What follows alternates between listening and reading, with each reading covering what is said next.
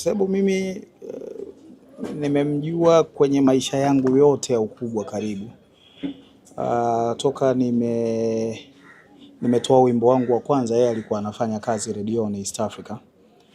Na alikuwa miongoni mwa watangazaji wakubwa ambao kipindi chao kilikuwa ni miongoni mwa vipindi ambavyo kila mtu anataka kwenda kwa ajili ya kujitangaza, kutangaza kazi yake, na ni miongoni mwa watu ambao wameshape sana sanaa ya muziki ya Tanzania, Bongo Flava, kwa sababu ya namna ambavyo alikuwa na shepa, nataka ujiandae ukienda kwenye shughuli yake, lakini alikuwa na maoni, na zaidi nilikuwa namjua ukiacha kikazi kama rafiki, mtu mzuri.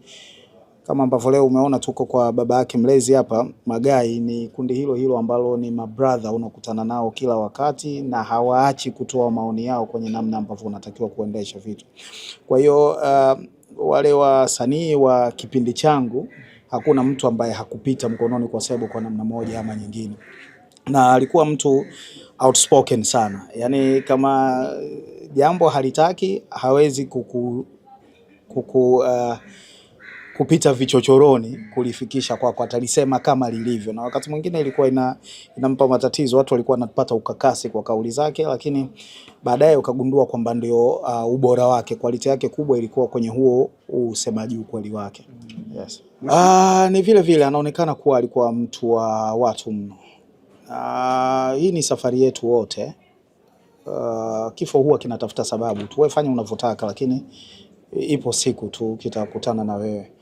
Na yeye cha kwake kimefika, vya kwetu vinatusubiri. Ndio jambo moja la uhakika ambalo ukishazaliwa lazima utakutana nalo. Mengine yote yanajadilika, lakini hili la kifo ni lazima. Kwa hiyo cha kwake kimemkuta, na unaweza kuona idadi ya watu walioko hapa, aina ya watu aliokuwa anafanya nao kazi, aina ya marafiki aliokuwa nao. Watu wengi wamekuja hapa kwa ajili ya kutoa faraja, kuwakimbilia wanafamilia, lakini na kuhakikisha wanampa